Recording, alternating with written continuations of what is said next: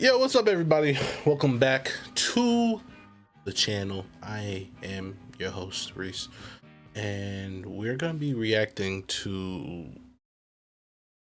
something real heavy. I ain't gonna lie to y'all. It's the Diddy documentary, not the Diddy, but essentially, some of the highlights from the Diddy documentary. This video is Diddy exposed in the new documentary 50 Cent is a Savage. Spill Sesh. Sounds sassy. I feel sassy watching, but this is the best way to just kind of cover it, hopefully. You guys, we have got to talk about the Diddy documentary because this documentary was explosive with unseen footage that people had not seen of Diddy, that his team had not seen. Everyone is wondering how 50 Cent even obtained this type of footage. We're going to get into what has been revealed in this documentary, how Diddy's team has been reacting, how his family has been reacting, how 50 Cent has been speaking out to the press. We're gonna get into everything. It's no secret Diddy was seemingly under the impression that with money he could do anything, as we've heard more and more about him over the last year or so. And in the new documentary, Sean Combs' The Reckoning on Netflix, Diddy is exposed like no other. There's some really big accusations in this documentary, from his lawsuits to bigger accusations alleging his involvement in the death of Tupac and Biggie. The doc also includes, like I said, never before seen footage and commentary from people who were part of Diddy's inner circle. The documentary describes him as someone who allegedly used fame, money, and control to manipulate and intimidate the people around him. Former associates claim they witnessed intimidation tactics, surveillance, and extreme control over people in his inner circle. I don't know if y'all saw it. I did. I watched all 4 episodes.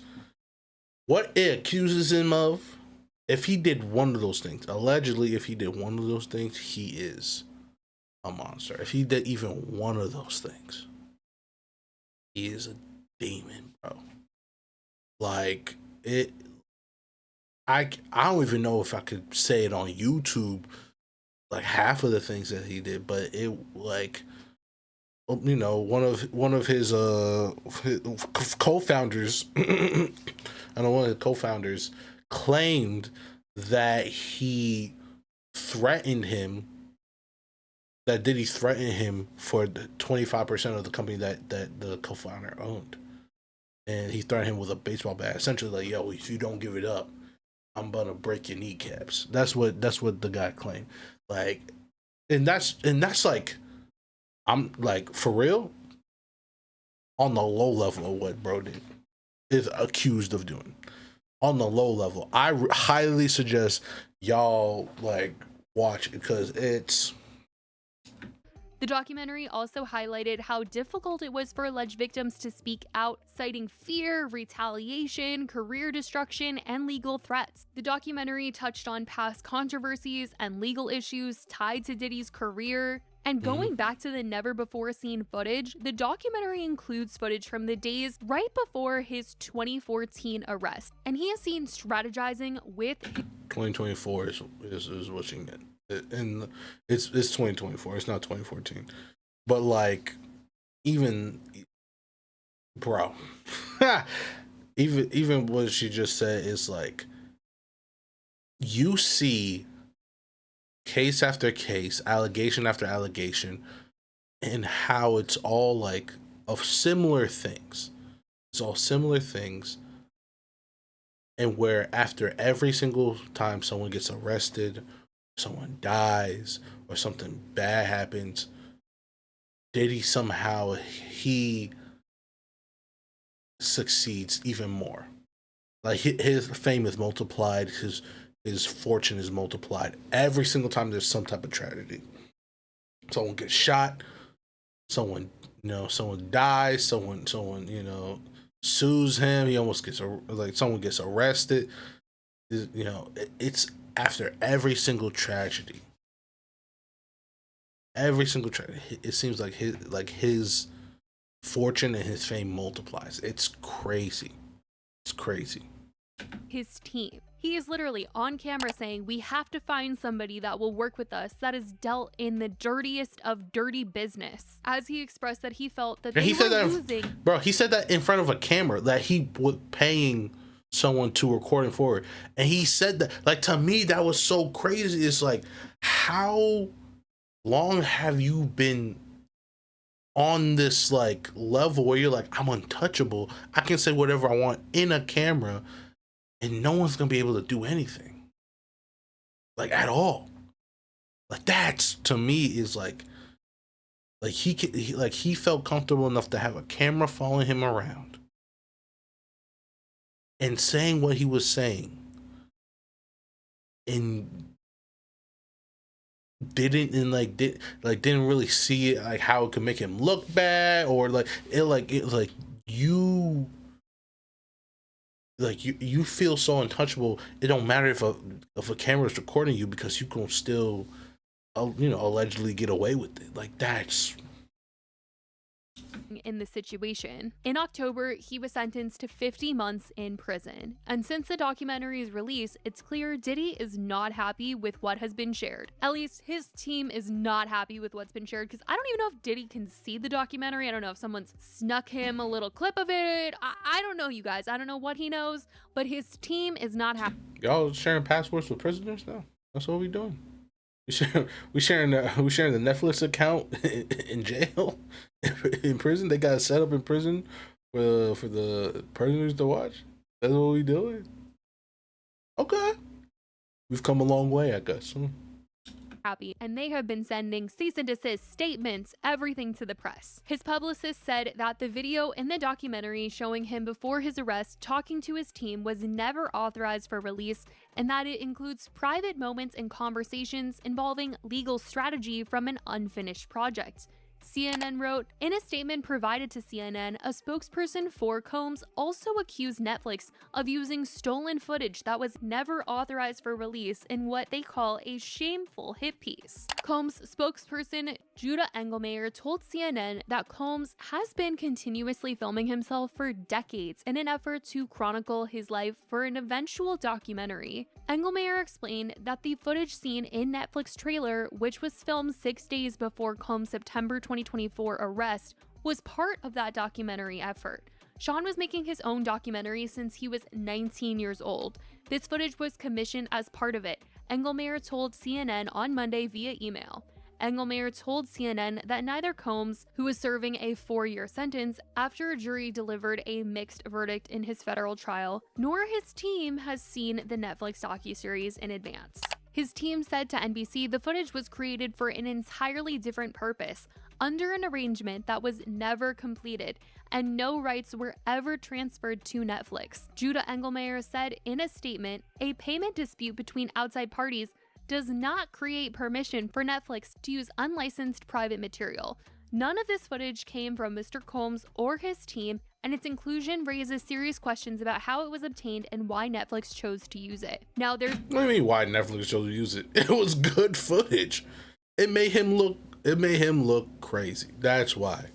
It made him look narcissistic and manipulative and strategic and cunning and looking for any way to survive while he manipulates everyone around him to, get him out of trouble. Like, why would they want that footage? Because it served a purpose. That's why they want the footage. There's been a lot of talk about Diddy not paying the person that he hired to film him, and this being the reason why Netflix has been able to get it. And here we see Diddy's team talking about how a payment dispute between outside parties does not create permission for Netflix to use this content. And his legal team actually sent a cease and desist to Netflix on Monday following the release, but Netflix claims that they obtained the footage legally and have the necessary rights for it. According to NBC, Netflix spokesperson said the project has no ties to any past conversations between Sean Combs and Netflix. A Netflix spokesperson said Tuesday, the footage of Combs leading up to his indictment and arrest were legally obtained. This is not a hit piece or an act of retribution. Curtis Jackson is an executive producer but does not have creative control. No one was paid to participate. A spokesperson for Netflix also told CNN that they moved heaven and earth to keep the filmmaker's identity confidential. Now, the Netflix spokesperson brought up Curtis Jackson, who is 50 Cent. He's a producer on the documentary and has been trolling Diddy for years now. And now he's trolling him over his team's reaction to the documentary's release. He posted a reel that was poking fun at Diddy's lawyers and how they must be acting right now. 50. You went and put this up behind my back after I hired you last year to do my son's bar mitzvah. I paid you premium money, you and this is what you're doing to me? He up on me. Yeah, I'm calling on behalf of Sean Combs. Ted, what the on over here? What is this? You and 50 went behind my back and you put this thing up? You gotta take it down. First you put the Epstein documentary up, now you're gonna do this to me? Then in a new post, we see that he was sent a bouquet of flowers. Obviously, we don't know for sure if that came from him or his team sent it to him as some sort of threat. I don't know. Everyone in the comments is saying to be careful. He shouldn't have accepted them. But he posted the picture and he said, "What kind of gay-ish is this, Diddy? Send me flowers at Club 11. LOL, why all the foreplay? Get busy, you know I'm stupid." He also posted this tweet that said, finding out 50 Cent agreed to do an interview with ABC News Station only because it's one of the few stations they're allowed to watch in prison. He's a menace. He captioned it, "I thought about it. What's wrong with that?" And everyone has been saying that nobody does revenge like 50 Cent. And this smile that stays on his face when he talks about this documentary's release, he loves the downfall of Diddy. People have been tweeting and they said 50 Cent is a menace and has taught me I have not been being petty to my full potential, and I need to step my hater game up. The way 50 Cent be smiling so bright in these interviews cracks me up OMFG. I have never seen 50 Cent this happy before. I have a newfound respect for 50 Cent. He is risking his life, putting it all on the line to expose the corruption and guilt of Sean Combs. He said this isn't about revenge, it's about justice. It probably started with revenge, though, if we're being honest. It probably started with revenge, if we're being honest. If y'all know lore, y'all know. You know what I'm saying? I ain't gonna say, but like, if you know, then you know. It probably just started with revenge. If it's about justice now, good, great, fantastic. It didn't start that way, though. It didn't start that way. How 50 Cent feels making that documentary on Diddy. 50 Cent reminds me that I'm really not doing enough to people who got me effed up. 50 Cent announced early on that he was going to be making a documentary exposing Diddy, but no one really thought he was about to follow through, but he sure did, and on a huge platform, with the documentary charting #1 on Netflix currently. And in an interview, he told GQ, guys, it beat out Stranger Things. Do you know how crazy that is? The documentary beat out Stranger Things. That's insane. That's crazy. Why he even wanted to make it, and they asked, 50, you expressed your interest in producing this fairly quickly once everything started happening, and you guys turned it around just as quickly. What about this case in this story compelled you to want to make a doc about it as it was all unfolding? And he said, to be honest, just the culture itself. If someone's not saying something, then you would assume that everybody in hip-hop is okay with what's going on, because other rappers will say, I ain't going to say nothing. I'm going to mind my business. Because of a position that Diddy held in culture for so long, you understand? So that would leave me, without me saying that I would do it, there's nobody there. And he has openly talked about having beef with Diddy and has been trolling him, and people have joked that Diddy should have never offered to take 50 Cent shopping, because 50 Cent has talked about the fact that years ago, Diddy offered to take him shopping and pay and wanted to hang out with him, and he just got this vibe from Diddy that he did not like, and he talks about it in interviews, and people have just been like, dang, he never should have offered to take him shopping, because this man is out here holding him accountable, and it has just gone. There's other reasons. It's not that. It's petty, but it's not that petty. So, like I said, if y'all know, if you know, you know. You know what I'm saying? It's probably an East Coast thing, but like, we know the real reason. And 50 Cent so much respect. Now, in those speaking out on the doc, Diddy's mother has come out to shut down the documentary, claiming it's filled with lies. Diddy's son has also spoken out, reposting an Instagram story that said, Biggie's estate speaks out.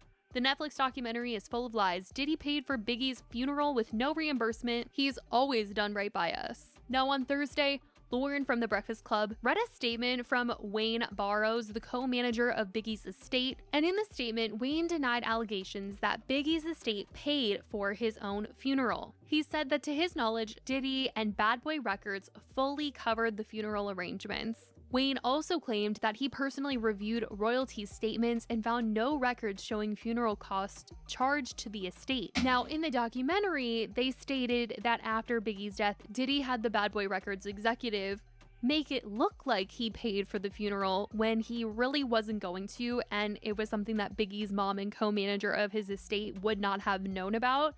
They claimed in the documentary that Diddy wanted to put on this huge flashy funeral for Biggie, but make it a recoupable cost, meaning that Biggie was going to be charged for it some way. They just were not going to make it public, and they were going to cover this up. They were going to make it look like Diddy was doing this big, generous gesture, but behind the scenes, the funeral was actually going to come out of Biggie's money instead, and it was going to look like a debt charge. But here we have Diddy's son reposting that Biggie's estate is speaking out, saying that the documentary is full of lies and this isn't true. So this documentary has just completely cracked open Diddy's image even more, and between the unseen footage, the interviews, and more, including 50 Cent unapologetically stirring the pot every step of the way, it's just been crazy to see it all unfold. The internet is locked in, and the documentary is sitting at #1, and the conversation clearly isn't going anywhere anytime soon. But that is what is being said ever since this documentary has been released. I certainly want to know if you guys have seen it, what you guys think. Let me know all your thoughts in the comments. I love you guys so much, and I will. Yo, son. Listen, bro. Like, this is like a classic case of like unchecked power. Of like when power goes unchecked for almost 40 years. For almost 40 years, Diddy has ruled. He has ruled. He placed himself in a position where it would be at such a core of hip hop, a core of rap culture, that it would be like the pry him out would just it would take a lot of effort, and he's done it for almost 40 years. Like I said, if even one thing from that documentary is true, even just one thing, then he's a demon, bro. He's an absolute monster, bro. But it's like, even with the documentary, it don't mean that he's gonna be charged with nothing. It don't mean that he's gonna stay in prison for longer. Like, all these things is like, it's one, allegations. It's all alleged. It's not, nothing's confirmed. But it's also like, it don't mean nothing. It's a documentary, but it don't mean something's gonna happen. That's really the sad part, because if any of this is true, then he should be, persecuted to the fullest extent of the law. But he also has a history of, no matter what has been thrown at him, no matter what has been, alleged, about him, he's gotten off scot-free. He's gotten off unscathed, and then someone else is there to take the fall. So for me, I don't have faith on this side of eternity that he'll face the consequences if any of it's true. On the other side, hey, my God's a perfect judge, so we'll see what happens. But anyway, guys, that's it. That's the whole video. I appreciate y'all. I love y'all. Hey, stay safe. Don't stress. Stay blessed. See y'all in the next. Thinking in their mind, oh, what a dangerous game. Just a moment with the wrong thought, here comes the downfall like a flood, like a flood.